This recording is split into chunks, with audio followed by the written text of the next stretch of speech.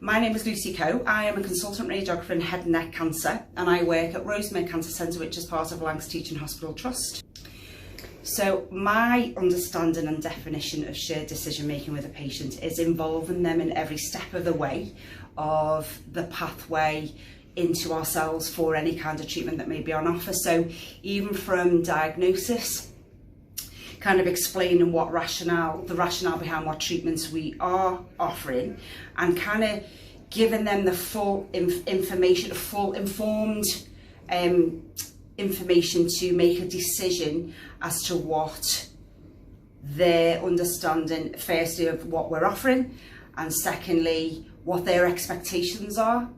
And I think shared decision making really as well has got a big part of managing patient expectations also. From a point of view of, there are certain things we can do, but you need to know the reasoning, the rationale and the outcome.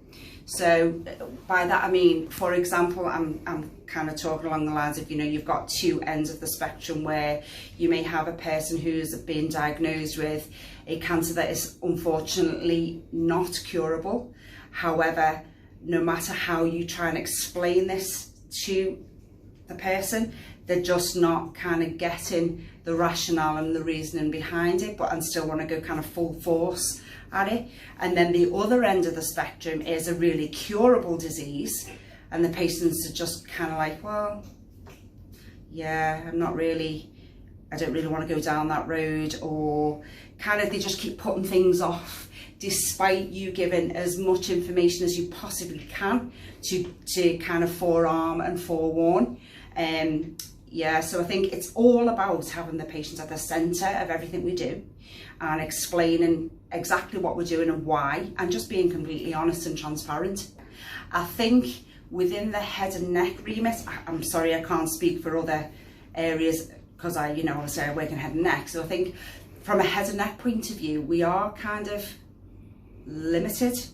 So yes, we have options, but I do agree with what you said from a guided approach. We do, like I said, we try our very best to be open and transparent. However, with all the knowledge and experience of the full MDT team, you kind of know what's right for the person. But again, that's not really shared decision making, is it? I suppose it is more from a guided point of view.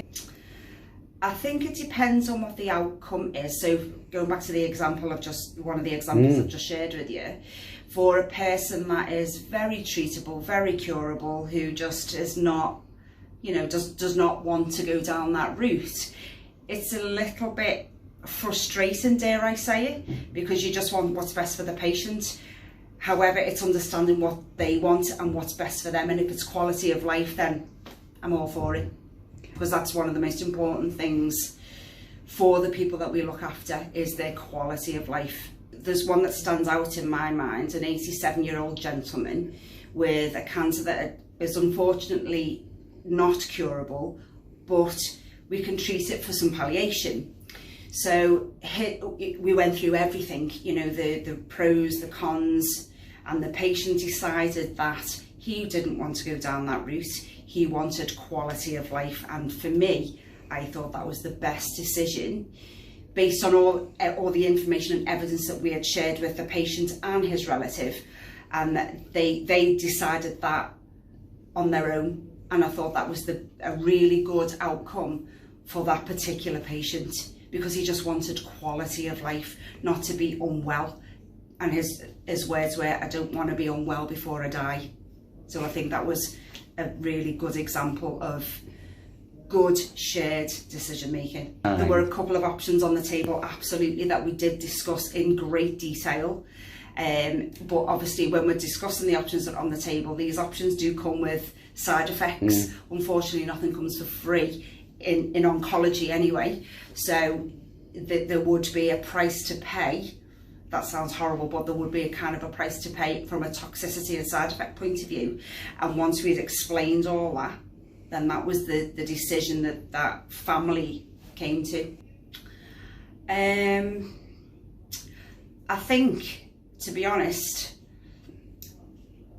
and this probably doesn't answer the question properly, but I don't think my feelings come into it. My feeling is for the person, and if they can demonstrate a good understanding of what we've discussed and the decisions and the treatments that are available in our offer, if they come to that decision based on what we've given them, then I think my feelings are irrelevant, really. There's, unfortunately, in oncology especially, you can't sugarcoat it as much as we'd like to. We can't.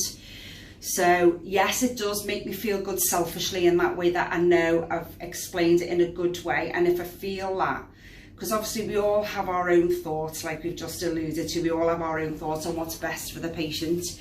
But when they arrive at that decision themselves, yes, that does make me feel good, I've got to be honest, because I think it's what's best for them and their quality of life at the end of the day. Be open, honest. They're the most two things. And can I say something else as well? Always make sure the patient is at the heart of everything you are talking about. We have to take our own feelings out of that.